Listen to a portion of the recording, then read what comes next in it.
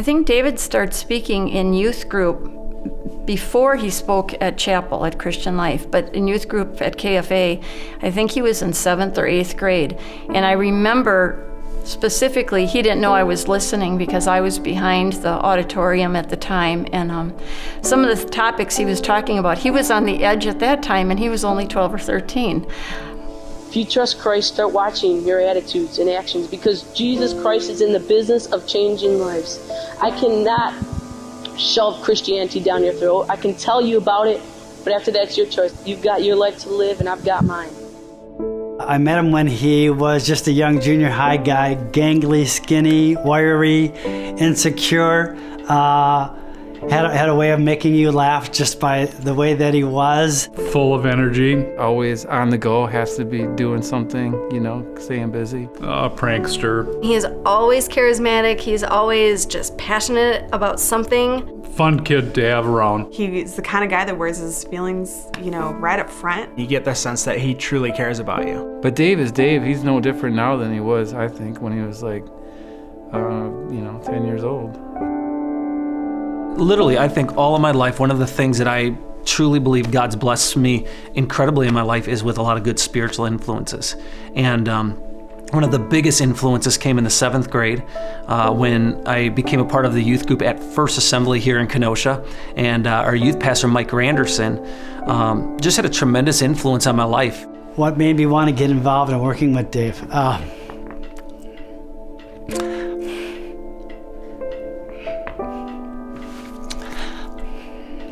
Sorry. There was something about this kid, honestly, that I fell in love with his heart. It was rare. It was during that time period in my life that I really felt this strong passion. I don't know if you call it a calling or what, but this strong passion, like this is what I want to do with my life. And I, looking back, say that probably was God putting that strong passion there. The very first time ever that I've spoken in my life, I was doing it for a what was called Teen Talent. He was so nervous. Just watching him. It was like a caged animal. Literally, he would just pace from one side of the room to the other and trying to find his notes, and this self-consciousness that he had. I was nervous just watching him speak. It's hysterical. He got up there and he just preached with this high, squeaky 7th grade voice. And I remember Dave was pretty cognizant of what he wore, He wanted to look good all the time. I remember during a sermon saying, "Here I stand before you in my Gap jeans and my Gotcha shirt." And for whatever reason, that has stuck with me. That he pointed out the fact that he had such great taste in clothing. First time we met, we were in high school, and he was traveling with a pastor as a young intern, like a high school kid, to learn ministry. And I remember meeting this guy, Dave Nelson, and he was in a suit at the time, which I didn't know too many high school kids that wore suits. So right off the bat, that was a little bit awkward. When I was 18 years old, I had been encouraged by one of my mentors, one of the guys who taught me early on, Sam Farina, to go ahead and speak and start doing that on my own. And then went off to college. And during my freshman year, I went down to visit another college. Even though I was at North Central University in Minneapolis, I went and visited a college in Springfield, Missouri. While I was there, I bumped into James Grogan, who was going to the college I was visiting. Thank God he wasn't in a suit. He was in normal jeans and a t-shirt like a college kid should be. And we got talking about, hey, remember when we met? A wild conversation. I said, "Bro, what are you doing this summer after your freshman year of college?" And he goes, "Well, I'm thinking about traveling and speaking at churches." And I said, "Wild, man, that's what I want to do myself." And so we struck up a conversation which ended in us spending the next 2 summers traveling, preaching. We had every Wednesday night booked for speaking. We had a couple of camps booked. We had almost every Sunday morning booked and every Sunday night. And even, back in those days we were in college, we talked together about planning a church. And so not something that ended up happening for us together, but I knew that was something that was in his heart from more than a decade ago.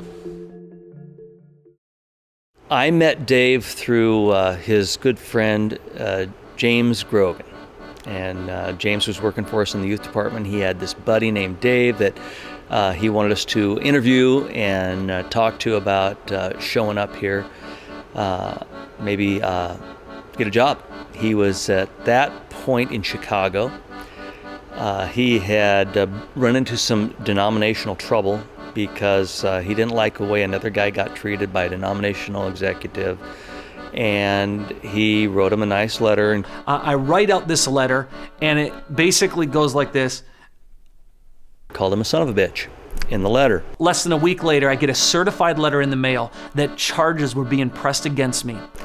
And so he was called on the carpet for his use of the word, because it turned out that his mother was married when she had him. Therefore, he couldn't have been the son of a bitch. And so we determined that technically he was in error as a result of his use of the term, but was not in error over his indignation over what had occurred with his friend. And so we decided we liked Dave quite a bit, and so what got him in trouble with that group actually got him an interview with us. 3 months later, I get a call from a pastor in San Diego, Mike Meeks, and he says to me, Dave, I want to talk to you about coming on staff here. And I was such a broken individual at that point, truly, truly broken from what had happened. And I said, Mike, this is hard for me to tell you, but I'm just going to level with you. I'm in trouble for my denomination. I'm on probation. Charges have been pressed against me. And he goes, holy cow, what did you do? And I said, well, I wrote a letter and got myself in trouble. He says, do you have the letter? And sure enough, I did. And so he said, would you read it to me? And I was so scared to read it to him because I knew I wanted to go on staff of this church after learning about it. But so I just stood there in my kitchen, and I'll never forget this. I'm standing there in my kitchen reading this letter and reading the language, reading everything, and he starts laughing. And I stop and I go, I'm trying to figure you out, Mike. And he goes, Dave, I determined a long time ago I'd rather tame a lion than prod a turtle. He goes, you sound like a lion to me. And he goes, I want to give you a chance. He goes, I'd love to have you on our staff. And that day changed my life forever. So Dave moves San Diego, jumps on board. At that time, it was a great time, crazy time in the life of church here in San Diego at Eastlake. I hadn't been on staff even a week, and I just knew, this is it. This is the church I've always dreamed of. This is the church I believed was possible. Staff was very close. Ryan Meeks was on staff at that time. So there was a group of us, you know, unfortunately we're no longer young guys, but we were all like the young guys then. And it was just fun working together and doing ministry. And after being here for about a year and a half, after Dave was here, Ryan, who was our worship pastor, decided to launch up to Seattle to start Eastlake Church in Seattle. Out of the blue calls me one day and says, hey, I know you've been kind of keeping up with us. And I was sending him emails from time to time saying, give me the updates, man. Because I was excited. I was genuinely excited about what was happening in Seattle. The church was starting to grow. And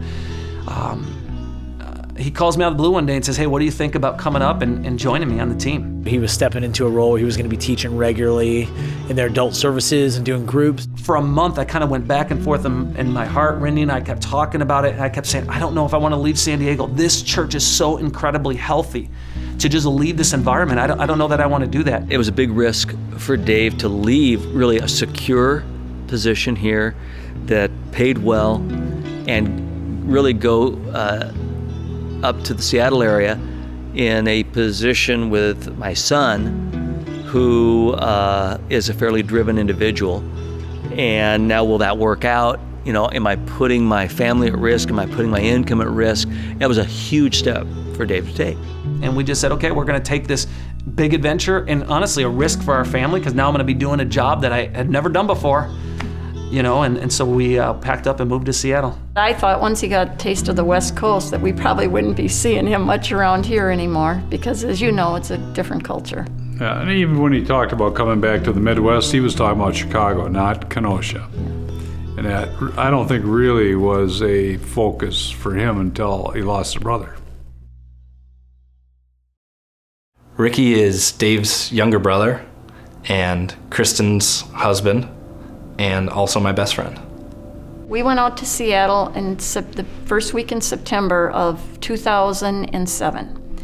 And Ricky, and we all got excited for what we saw in Seattle. It was really a great church, great opportunity for Dave. And when we came back, it was a few weeks later that Ricky had to leave then for Iraq. But I know that they had a lot of conversation between Ricky and David about him coming here, having Dave come here to start the church. Ever since then, he would always encourage Dave to start a church in Kenosha. He knew Kenosha needed a church like Great Lakes, that there was nothing like this style available here. We definitely needed a church around here that was like what Ricky explained.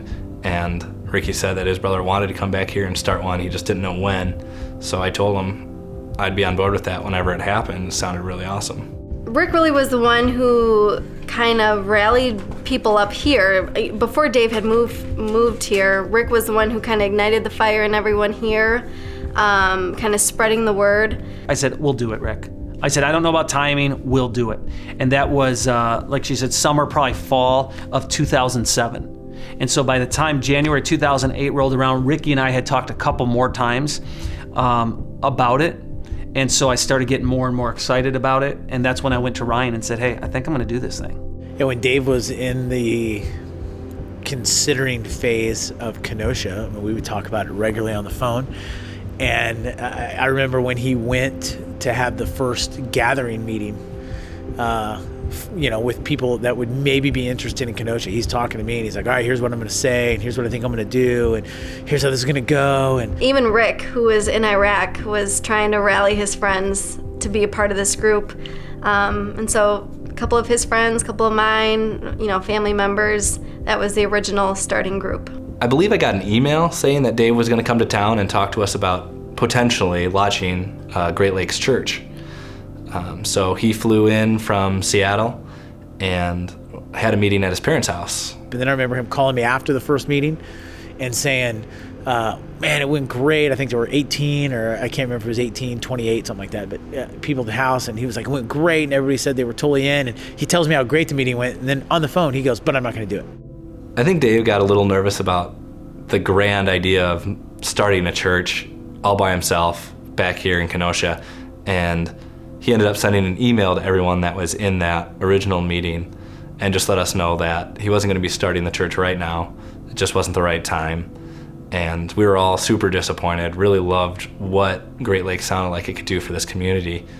He was out at East Lake in Seattle, right? This was a kind of a big deal for him, right? Because he helped found a church that had experienced rapid growth. He was, one of the two main pastors there at this mega church, and he loved his job, and so to come to Kenosha was a big deal for him, a big event to kind of start over, but this time do it kind of on his own. 2 weeks after I made calls to the potential launch team that, hey, we're not doing this church, is when my mom called me. And she said, Dave, I'm sorry to tell you, but your brother's gone to be with the Lord. It was April 14th of 2008 when Ricky died. It was a roadside bomb, which is pretty much just these bombs that they make out of anything they can find. They take pipes and screws and all these things that will become shrapnel and wrap it up with some explosives. They put these on the side of the road, and Ricky's vehicle, his convoy that he was with, was driving by when they blew one up on his vehicle. My mom called me and told me straight up, said, your brother Ricky went home to be with Jesus. That was her terminology, and I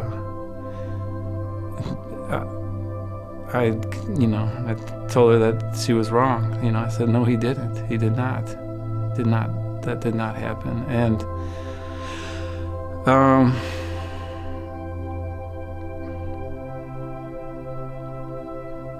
but obviously he did. This is about to start a story in a chapter in our family's life that we are not going to want to live. And then when we lost Ricky, called David, of course, one of the kids, and asked him to do the funeral. When Rick was killed, I knew almost instantly that Kristen, his wife, was going to want me to speak at the funeral. Rick and I were very, very close, even though there were a number of years that separated us. We just always had a connection, I think, because Rick lived out of the box as well. You know, he's always going against the grain. And so I knew she was going to ask me. And more than that, I wanted to. I wanted to speak at my brother's funeral and felt like I had some things to say. And people that were close to me and loved me said, Dave, you're not going to be able to do this. Emotionally, you're probably not going to be able to handle it. I always thought he would get up in front of a congregation and just have a meltdown. The thing I remember most about the funeral is thinking that Dave wasn't going to be able to deliver the message, given the fact that I had been with him for the 2 weeks leading up to that. But I had actually asked one of our co-lead pastors at KFA, have a sermon ready, because I don't think David's going to be able to do this. It's his heart's desire. He wants to preach this, but please be the backup. I didn't think he was going to be able to keep his composure for the ceremony, but he did. I made it a point. I got my full dress uniform to show my support. I could not believe, after being here for about even less than a year, how big that the Nelson family has touched through Kenosha First Assembly, the entire town of Kenosha. I could not believe the funeral procession lasted over 5 miles long. That people were waiting in line for hours, you know, to just, you know, come up and give their condolences. You know, when he came and he spoke at his funeral, we were there, and that was really something. I mean, just Dave's message was very, very powerful to us, to me especially, I think. It was one of the most amazing messages I've ever heard in my life at a memorial service, and to see how God used Dave there to encourage so many people who were there to encourage him, I think was a total catalyst in, you know, God kind of kicking Dave in the pants, say, hey, I want to use you in this community, you know, in a way that is going to be pretty special. I kind of feel like the fire was kind of reignited in Dave during that time, being around family again. And during that time, we all just leaned on each other so much. I know it was hard for Dave and Randy to go back to Seattle after the funeral. And so many people after that said, wow, if that son of yours ever came to Kenosha, I'd go to his church. And that started, I think, getting David to rethink ministry back here in Kenosha. And after losing a family member, realizing the importance of family. And it was during that time of the loss, sadness, crying, all of those emotions where something did come alive inside of us, and we started talking again. And I said, I know we just called everybody 2 weeks ago and said we're not planting a church here, but man, I think we're going to do it. It wasn't too long after Ricky's funeral that Dave decided that he did want to start the church and that he was going to go for it. Ricky always wanted it here, and I think that had a lot to do with Dave deciding that he needed to do it.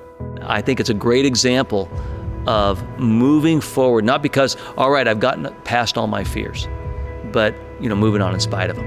You know, he did not, ultimately, Dave did not let his fears make the decision for him.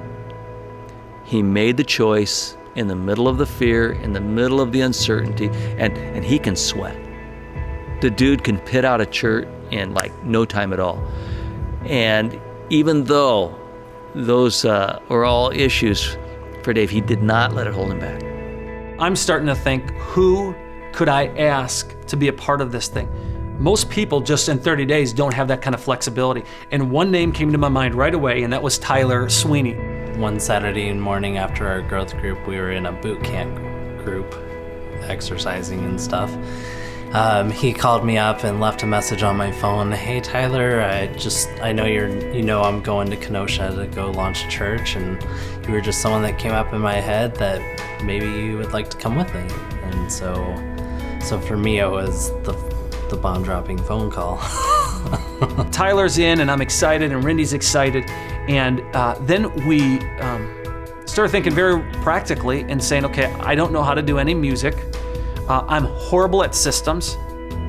I can inspire people, right? I can get up and share a vision, and after that, I don't know what goes on from there. And so I had worked with Michelle Peterson, who for probably 2 years almost, and knew she was amazing at systems. And at the same time, I knew that her husband, Tony, was good at music. It was a risk. It was an unknown. And I was born and raised in Seattle, Washington. So I didn't know what Kenosha was. I mean, I assumed it was like Beverly Hillbillies before they moved to Beverly Hills. You know what I mean? Like total boondocks, like Hicks cows. And I actually wasn't off really by that much. They'd say, "We're in." And then I panicked. I'm like, "Well, are you goofing on? What, are you being serious?" And they said, "No, we're in." Within like seconds, he's like in planning mode. "Okay, come in my house. Let's go. Blah, blah, blah. We gotta figure this out. Blah blah blah blah blah. We gotta do all this stuff." So he was on fire as soon as we gave him the yes. It was go time. When we started meeting in Susan and Lenny's living room of 15, 20 people, and just looking around at that group thinking, awesome. I mean, and then when, friends of Dave's were moving down from Seattle to help start this church, it was like, wow, okay, people actually believe in this and they're committed, and now we really have to make this thing work. We got to meet everybody, and I got to meet the people who were going to be on the music team, and meet all the greeters and people who have already given their lives to this thing way before either of us did, honestly. So to meet all them and see their passion and their devotion into this and their love for, the community and for Dave was really inspiring. I talked with the Petersons and with Tyler, and I said, "Guys, we need to do this quickly. We don't have time. We're not going to wait a year." And so we just started bantering back and forth, and we just decided, you know what? We're going to set a date, and we're going to stick with it. That date happened to be the second Sunday of October, 2008, which meant 6 weeks after we pulled into town, we were doing our first preview service. At that time, nobody was like, "Ooh, what team do I want to maybe volunteer on?" It was like, okay, you're on coffee, you're a greeter, you're a parker, you're with kids. You're with kids, and you're with kids, and you're with kids. And so it was way more about assigning roles. Yeah, I actually, with Dave and through Tony, they're both like, "Hey, you've actually seen how this church goes," and they threw me right on. I helped out with setup, but also as part of the producing team. Behind the scenes, making the oil that greases all the gears, and it was just awesome to be a part and step back and watch how an actual church service, how much from step one, before you even open the doors, all the launch has to do for setting up for the services, running the service, making sure everything runs smooth. There's coffee out, there's all the media is set up the way they wanted to. Music is the way it's going to be. Kids ministries were set up. We would just load our car up with toys from the kids' rooms. So we had something for these kids that were going to be coming in, and for the infants, pack and plays.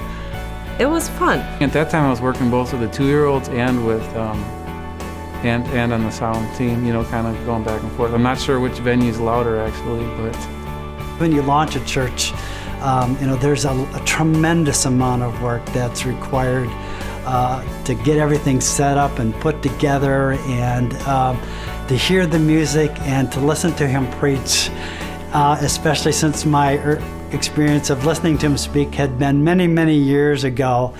And after the sermon was all done, I was thinking he's very gifted. Great Lakes started meeting in October of 2008, and we were meeting at Mahone Junior High, and we were only meeting once a month at that point. We were doing preview services. So we met in October, and then we met in November, and we met in December. And then January of 2009, we started going weekly. And we actually moved to a new facility at that time as well. We had moved from Mahone Junior High to Nash Elementary School. I walked into the principal one day with Tony Peterson at my side, and I say to him, "Hey, my name's Dave. We're starting a church in town. Would you be open to us using your building on Sunday mornings to start a church?" And he was really great. He said, "I have no reason to say no. Let's do it." And so we got it on the calendar. And starting the very first week of January, we began meeting there weekly. By the time we had our first weekly meeting at Nash Elementary, it was up to 175. And 3 weeks later, I remember we hit 301 people.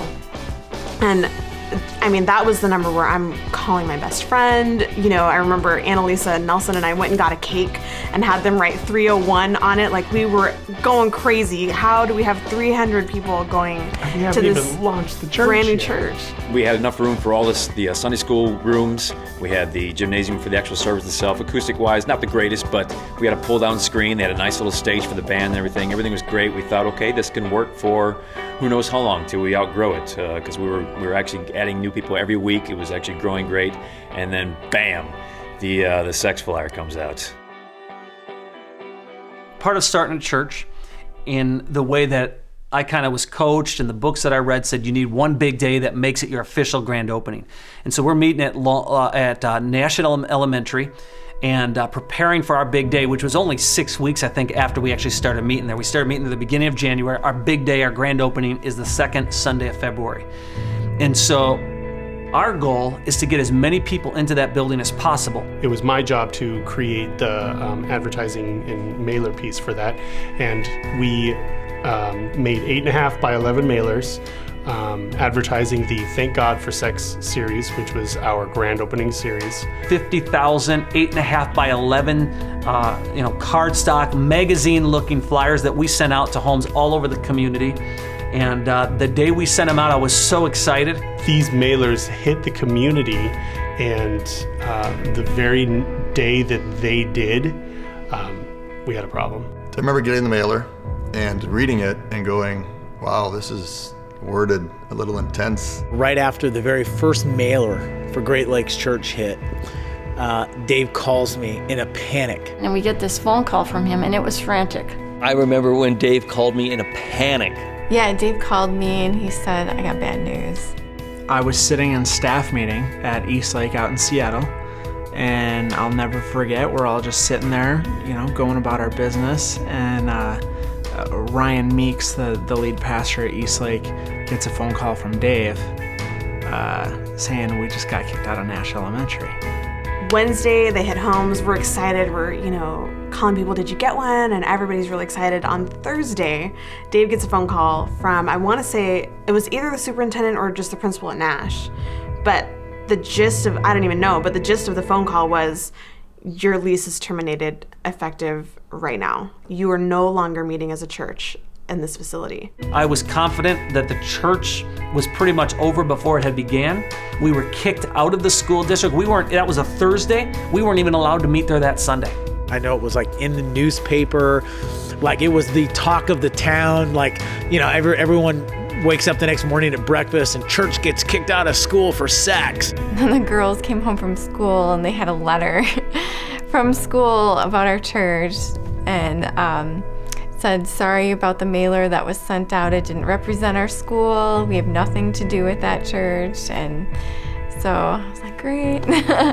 They went to Plan B, and they only had a few days to go to Plan B. Thursday afternoon is when I got the call from the school district. Thursday evening, we just called an emergency meeting. We met up that afternoon, actually about 6 o'clock at night, met at Tony Michelle Pearson's house. It was a good at least 15, 20 people, committed people that were there that were all part of certain members and aspects of the church. It came time for the meeting. Everybody had assembled together, and I'm the only one not in the room. I was in their kitchen.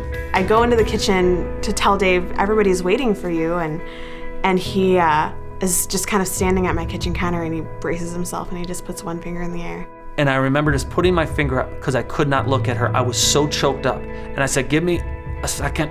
And she knew I was about to just go into one of those ugly Oprah cries. I mean, I don't know if he was actually crying or just near tears, but it was awful to see him that way, to see him so vulnerable. And here I thought, oh, we're about to have this huge faith push. We're believing God. And I see our pastor just distraught. It was horrible. But he pulled himself together and he came out and I said, guys, I want to be the champion leader. I want to be the man of God right now. I want to say God's in all of this, but I can't. I don't know what's going on. I'm scared. We need to pray that God opens a door. And so there were many, many ideas that came up in that meeting. We could go downtown, there's this place here, and we can go to this hotel, they have a big conference room, and we can try getting this church. I know that they don't meet these times or whatever. And in the end, we decided that a bar was the best place for us to meet for some reason. I think they had to meet the first week at the Brat Stop, which, I mean, obviously if you're from Kenosha, that might be a name that is recognizable. To the rest of the world, that's funny stuff. Brat Stop. I mean, like, my church met at the Brat Stop. Like, that sounds like Wisconsin. Typically the Brat Stop, when I think of the Brat Stop, you think of like restaurant, bar, karaoke, live bands. What kind of a church meets at the Brat Stop? But Great Lakes meets at the Brat Stop. There isn't probably any point during this journey where I was the man of faith. I was just scared all the time. I was terrified. I showed up to the Brat Stop not thinking anybody was going to show up, and we ended up breaking another record. Every single weekend in the month of January that we were at Nash, we had broken attendance records. We go into the Brat Stop, we break another attendance record. It was a little chaotic. Yeah. Trying to fit all those people in that area, trying to get kids where they needed to go. We sat, 3/4 of the way back in a room that could hold barely 300. And I remember by the end of service looking around, and there were just people standing around the room because there was nowhere to sit. The transition to the Brat Stop from Nash was actually pretty amazing.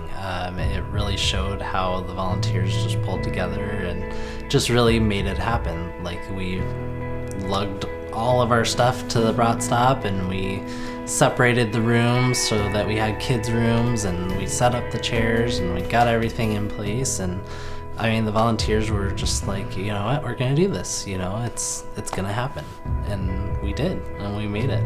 And I think in a way, I mean, that just shows what kind of church we are to meet at a bar. And there's nothing wrong with that. I mean, how great is that? We knew it was a temporary fix, and we needed to find a real place to meet. So during the week, Dave solidified with Tinseltown Movie Theater for us to meet there. And we were just going to go ahead as planned. We were going to do 2 services, and we were going to launch our Thank God for Sex series, and we did. And it was very different. The smell of popcorn, the big movie ads, and then you have your church service. So that sounds normal, doesn't it? I was skeptical of thinking that a movie theater would be a good venue for a church. The only plus that you can think of off the top of your head is that you have seats. You don't have to set those up every week. The challenge that we had is that we had great sound reinforcement up until like the 3rd row. And then all of the treble high frequency stuff rolled off. And I just remember when we moved to Tinseltown, that was number one, front and center in my mind. How are we going to use this equipment that we have? That's fantastic equipment, but that's just not ideal for this venue that we're in. Is this going to be a venue that can do this? And I think by that point too, everyone thought that, there's going to be some growth probably more quickly than we could anticipate. And because we'd already had that sense. By the time we got to Brat Stop, I mean, it was packed. So just the feeling of, how's this going to work out? If you're going to meet in a movie theater, they want you out before the movies start. So we still knew we had to have 2 service times, but we had to get out of there earlier. So now we've got a mailer that's out with the wrong address and the wrong service times for what we decided. So to try to get the word out again with the phone tree, everybody's calling everybody that they know again. I know we were at Brat Stop last week. This week we're going to be at Tinseltown. We hope you'll be there. Grand opening day came. We had already experienced some momentum. We had been written up about in the paper. And again, I still didn't know where this was going to land. And our very first Sunday, I think it was in February, on grand opening, I'm talking about, 623 people showed up. We more than doubled that weekend from the 300 and some that we thought was so incredible, and we couldn't believe we had gotten, that far in less than a year. We now had over 600 people in our very first weekend at Tinseltown. I remember driving home. I was on Highway 50 on that particular day in February when we launched, and I'm not an emotional guy, but man, I kept wiping tears, and I was choked up, and I just said, I was in the car by myself, I just kept saying, God, I don't know what you're doing here, but you are allowing me to be a part of something special. I really feel like it was a miracle on how things unfolded so quickly. I just said, God, I don't know what I'm a part of here, but I know it's something special, and thank you for allowing me to do it. Day 1, we launched with 623 people. We have people scattered over 2 different service times. And so from our very first day, we've never had a problem with cliques. At the same time, we've dealt with the challenge of how do you get people even to talk? Because nobody knows each other. That was kind of my, how are we going to connect with people? You're only there an hour. What we decided to do is we wanted to have small groups that we would call growth groups. But our growth groups, we hadn't even thought of starting before the summer. And so here it is February. We know we're not going to connect people through growth groups until at least June.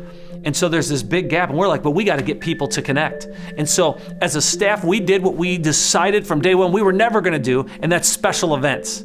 And so we did an event at the Kemper Center. Just kind of telling everyone where we were going, what we were doing, and just a way for people to kind of get to know each other and feel welcome and feel connected. And I think it really served its purpose. As we were walking up to the door, Brian said to me, he's like, I don't think we should do this. I don't think we should go in. This could be a cult. Yeah, I thought it was going to be a cult and we weren't ever going to be able to leave. So I said, well, unless they do human sacrifices at the door, I think we can turn around and leave. Then we also did a 30-something Connect event to get anybody under the age of 30 or 35 connected and use that as an opportunity to get them involved in ministry. Well, part of the DNA of Great Lakes is to reach the people that aren't going to church, and the younger generation is a group of individuals that normally don't go.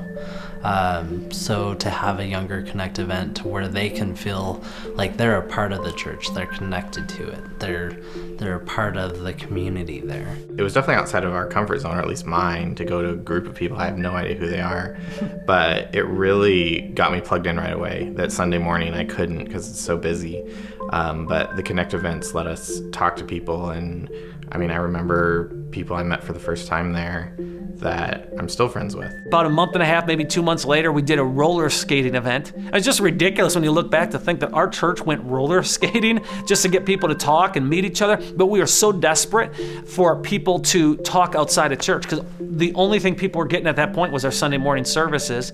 And we knew that that wasn't why we started church. We didn't start for Sunday morning services. We started to create a faith community and a family. And yet from the very first day, there were just too many people to be able to practically do that on Sunday morning. So as the church continued to grow, we knew that we wanted to send out another mailer to the community, this time a little bit more tame than our first one. And yet at the same time, we didn't have room to put anybody because we had 2 services. We were filling up our auditorium at both services. And so we started just brainstorming, calling around. And I don't remember who it was that kind of threw out the idea, probably a collection of all of us together. But we had this idea, let's add another auditorium and let's do it on video. So while I'm speaking live in one service, they'll watch it on video in another auditorium. In the fall of 2009, we opened up what we called our video venue, and this was all video teaching. There was a live band in there, which was playing primarily acoustic music at the time, but it was all video teaching, and that took off much more so than we thought it was going to. So it was kind of interesting to see that people wanted to be a part of this faith community and come to know Jesus in a comfortable way, even if they weren't going to see the pastor live. We outgrew one theater at Tinseltown, and so the natural progression is to have a second theater. And being in a theater, you can obviously reproduce video easily. It's ideal for that. And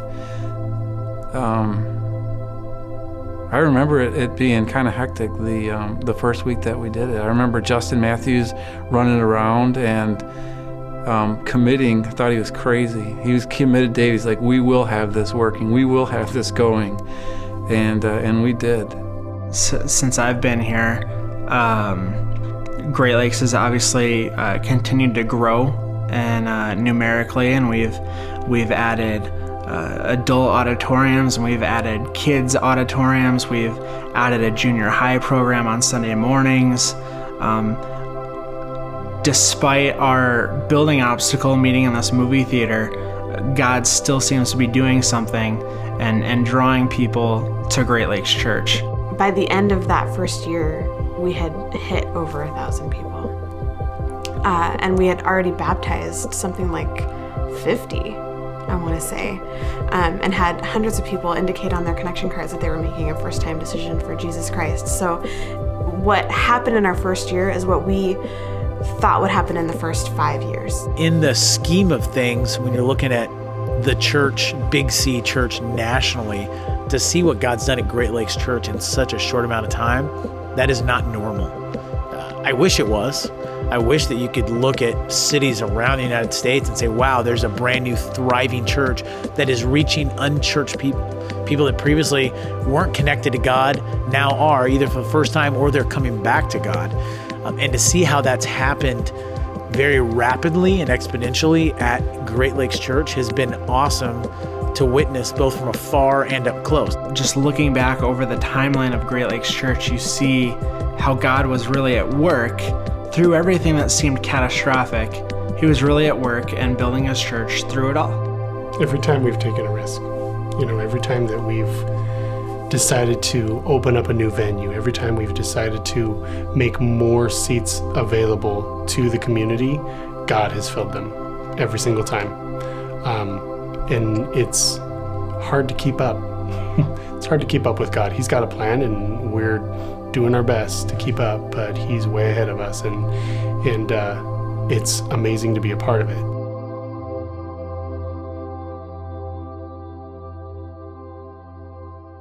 Anybody who's followed the story of Great Lakes Church from the beginning knows that this is not the story of an individual, and this isn't the story of a family or of some personality.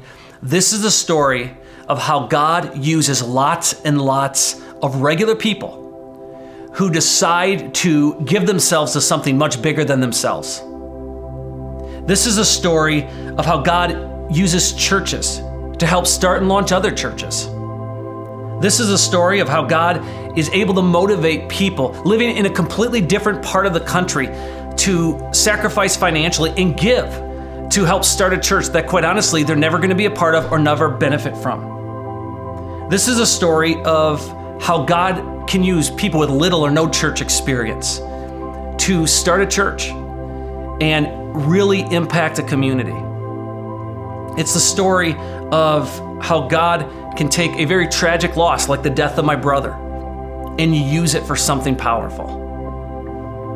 It's a story of how God responds to individuals who pray in a community for years and years to have a safe place to bring their friends and family to experience His amazing grace.